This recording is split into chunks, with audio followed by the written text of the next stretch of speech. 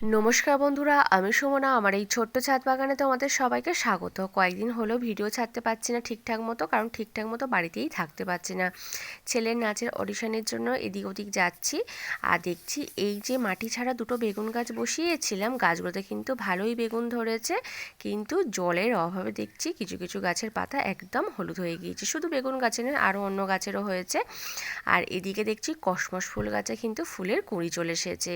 এবছর আমি কিন্তু একটাও কসমস ফুলের চারা কিনিনি, সব ওই একটা গাছ ছিল সেখান থেকেই ডাল কাটিং করে চারা করেছি।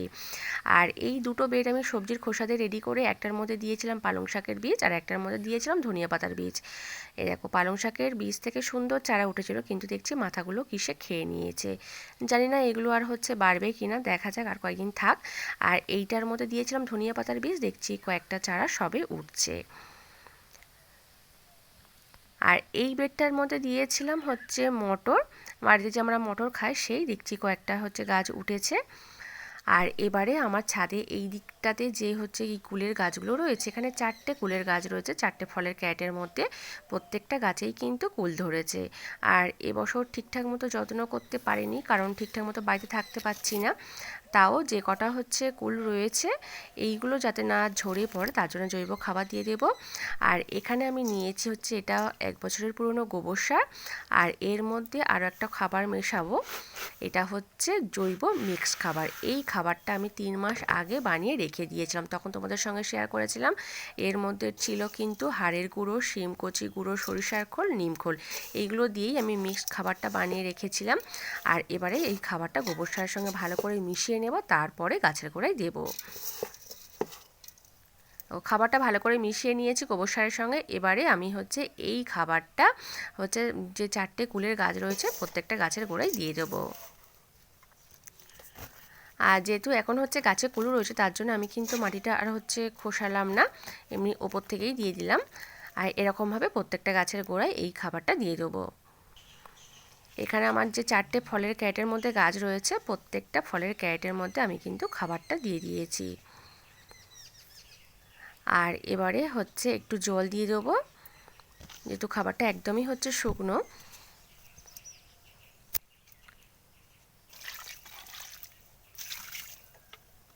আর এখানে 4টে গাছের মধ্যে কিন্তু 3 রকমের কুল হয়, মানে একটা আপেল কুল হয়, আর একটা সবুজ যে বড় কুল ওইটা হয়, আর একটা মানে এমনি যে হালকা হলুদ কালারের ওইটা হয়। 3 রকমের কুল হয় এখানে।